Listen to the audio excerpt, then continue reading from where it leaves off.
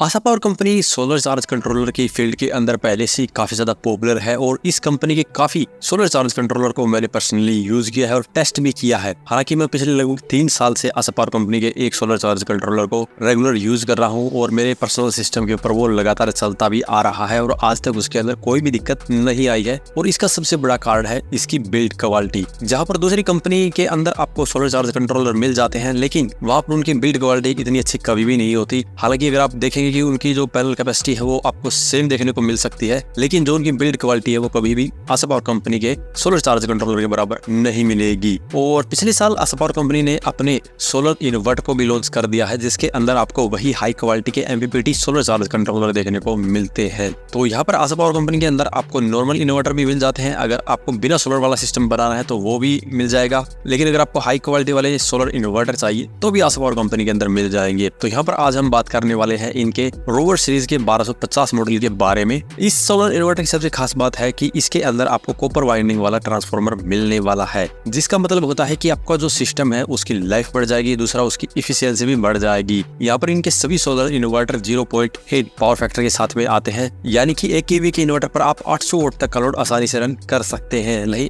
वहीं पर दूसरी कंपनियों के इन्वर्टर की बात करें तो मोस्टली इन्वर्टर आपको 600 से 700 वोल्ट तक की लोड कैपेसिटी के साथ में देखने को मिलते हैं। हालांकि बोलने को वो 1 kV के होते हैं, लेकिन मोस्टली आपको जो लोड कैपेसिटी देखने को मिलती है वो 600 से 700 वोल्ट तक ही मिलेगी। तो यहाँ पर इसके अलावा भी इनके सोलर इन्वर्टर के अंदर काफी फीचर देखने को मिलते हैं। सबसे पहले बात कर लेते हैं टेक्निकल स्पेसिफिकेशन की, उसके बाद में बात करेंगे फीचर्स के बारे में। तो यहाँ पर इसका मॉडल नंबर जैसे मैंने बताया रोवर 1250 है, लेकिन ये इन्वर्टर 1250 VA लोड कैपेसिटी के साथ में ही आता है। लेकिन यहाँ पर आप देखेंगे जो मोस्टली जो इन्वर्टर आते हैं मार्केट के अंदर उनका मॉडल नंबर कुछ अलग होता है, VA लोड कैपेसिटी कुछ अलग होती है। लेकिन यहाँ पर आशा पावर कंपनी के जितने इन्वर्टर है उनकी जो लोड कैपेसिटी है वही मॉडल नंबर वहाँ पर दिया गया है। तो यहाँ पर 1250 VA का मतलब है कि आप इस इन्वर्टर के ऊपर लगभग 1 किलोवाट तक का लोड बड़े ही आसानी से चला सकते हैं। पैनल कैपेसिटी की बात करें तो 1200 वोल्ट तक के पैनल भी लगा सकते हैं। सबसे अहम होता है VOC, जो कि MPPT टेक्नोलॉजी के अंदर सबसे ज्यादा फायदेमंद होती है, जो कि इस इन्वर्टर के अंदर आपको 120 वोल्ट की VOC मिलने वाली है। तो यहाँ पर जितने भी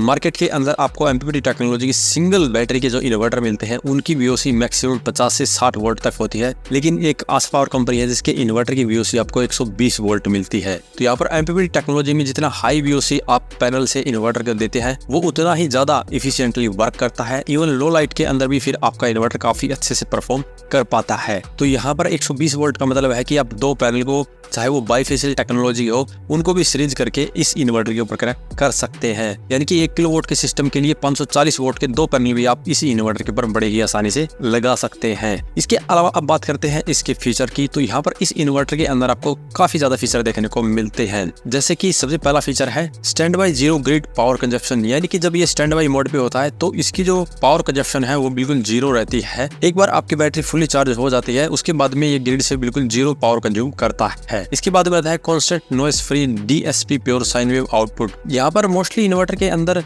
जो प्योर साइन वेव आउटपुट वाले भी है उसमें भी आपको कुछ नॉइस देखने को मिलती है, लेकिन यहाँ पर इस इन्वर्टर के अंदर DSP कंट्रोलर का यूज किया गया है, इसलिए यहाँ पर इसके अंदर आपको बिल्कुल नॉइस फ्री ऑपरेशन देखने को मिलने वाला है। अगला फीचर है कस्टमर कंट्रोल और ग्रिड चार्जिंग ऑन ऑफ। तो यहाँ पर अगर कस्टमर अपनी ग्रिड चार्जिंग को इनेबल या डिसेबल करना चाहता है तो इस इन्वर्टर के अंदर वो भी फीचर दिया गया है। तो यहाँ पर आप कंप्लीटली अपना सिस्टम सोलर के थ्रू रन कर सकते हैं, ग्रिड से बिल्कुल भी आपकी चार्जिंग नहीं होगी। तो ये भी काफी अच्छा फीचर है, जिसको भी अपनी इलेक्ट्रिसिटी को सेव करना है उसके लिए काफी अच्छा फीचर ये दिया गया है। इससे अगला फीचर है large 4 line multi functional LCD front panel display, जिसके ऊपर आपको सारी की सारी इंफॉर्मेशन देखने को मिलती है सिस्टम की और सोलर पैनल से आने वाली पावर की भी। और जब कस्टमाइजेशन करते हैं तो वो भी डिस्प्ले के ऊपर ही आपको दिख जाता है। इससे अगला फीचर है 3 soft front panel all function control switches, जिनकी मदद से आप बड़ी ही आसानी से इसके अंदर ऑलमोस्ट सभी पैरामीटर को कस्टमाइज कर सकते हैं, क्योंकि हर एक कस्टमर की जरूरत अलग अलग होती है, हर एक को अलग अलग पैरामीटर को सेट करना पड़ता है। तो यहाँ पर इस इन्वर्टर के अंदर आपको काफी वाइड रेंज के अंदर कस्टमाइजेशन के फीचर मिलते हैं। जैसे इनके सोलर चार्ज कंट्रोलर के अंदर कस्टमाइजेशन के फीचर हैं, वो सभी फीचर आपको इनके इन्वर्टर में भी मिलने वाले हैं।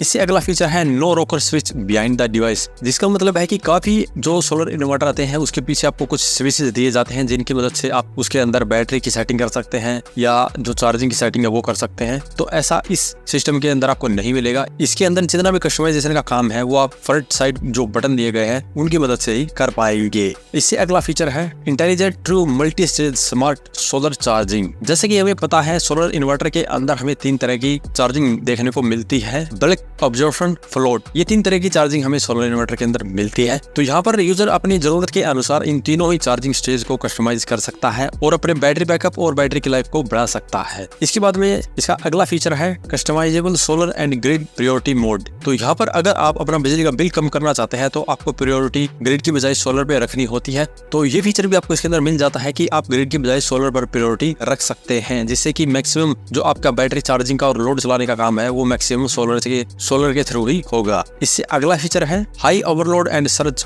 Load handling capacity. तो यहाँ पर काफी लोगों को अपने सोलर इन्वर्टर के ऊपर इंडक्शन मोटर या फिर सबमर्सिबल पंप जैसे उपकरण को चलाना पड़ता है, तो वहां पर इस फीचर का काम आता है, क्योंकि वहां पर उनका जो सर्ज लोड होता है वो काफी ज्यादा होता है। तो उसको हैंडल करने के लिए इन्वर्टर ही आपका अच्छा होना चाहिए, तभी आप वैसे लोड को चला सकते हैं। तो ये फीचर आपको इस इन्वर्टर में मिल जाता है। तो इतने सारे फीचर आपको एक इन्वर्टर के अंदर मिलने वाले हैं। और यहाँ पर अब बात करते हैं प्राइस की, तो ये आपको ऑनलाइन मिल जाता है लगभग 21,000 रुपए में। तो यहाँ पर काफी लोगों का सोचना ये हो सकता है कि दूसरी कंपनियों में तो लगभग 10 से 11 या 12,000 रुपए में भी इतनी ही कैपेसिटी के साथ में इन्वर्टर मिल जाता है, लेकिन वहां पर उनकी जो बिल्ड क्वालिटी है उसका आपको पता नहीं है और उनके अंदर जो ट्रांसफार्मर यूज होता है वो एल्यूमिनियम का होता है, जिससे कि इन्वर्टर की लाइफ तो कम होती है, साथ ही उसकी एफिशिएंसी भी कम हो जाती है। तो यहाँ पर आशा पावर कंपनी अपने प्रोडक्ट की क्वालिटी के साथ में कोई भी कॉम्प्रोमाइज नहीं कर रही है, इसीलिए यहाँ पर आपको हाई क्वालिटी का प्रोडक्ट मिल रहा है। तो इसीलिए जो इसकी प्राइस है वो आपको थोड़ी सी अधिक देखने को मिलती है। तो यहाँ पर अगर आप परचेज करना चाहते हैं तो टोटली आपके ऊपर है। अगर आपको आशा पावर कंपनी के प्रोडक्ट अच्छे लगते हैं तभी आप इन्हें परचेज करें, अदरवाइज आपकी चॉइस है, जो कंपनी आपको अच्छी लगती है उसका प्रोडक्ट ले सकते हैं। आज की इस वीडियो में इतना ही। अगर इसके बारे में अभी भी आपको कोई सवाल या सुझाव हो तो वीडियो कमेंट बॉक्स में कमेंट करें। वीडियो पसंद आए तो लाइक करें, शेयर करें, साथ में चैनल को सब्सक्राइब करें। सब्सक्राइब करने के साथ बेल आइकन को जरूर दबाएं ताकि इसी प्रकार की वीडियो आपको समय समय पर मिलती रहे। धन्यवाद।